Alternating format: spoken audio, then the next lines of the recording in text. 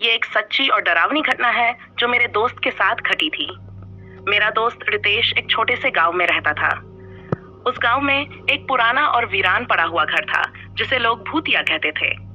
गांव में अफवाहें थीं कि उस घर में कुछ अजीबोगरीब आवाजें सुनाई देती थीं, खासकर रात के समय।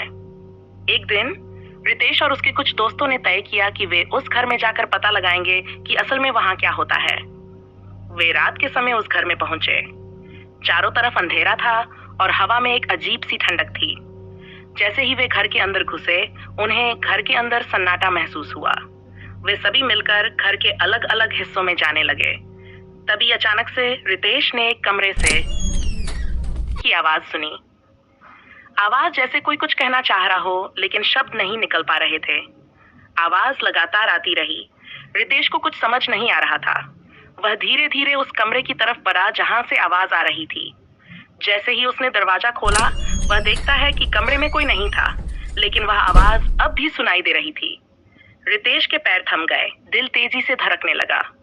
तभी अचानक से दरवाजा बंद हो गया और वह कमरे के अंदर फंस गया। आवाज अब और भी तेज हो गई। श्श! रितेश ने दरवाजा खोलने की कोशिश की, लेकिन वह हिल नहीं रहा था। उसके सारे दोस्त भी दरवाजे के बाहर खड़े होकर उसे खींचने लगे, लेकिन दरवाजा नहीं खुला। तभी अचानक से आवाज बंद हो गई और दरवाजा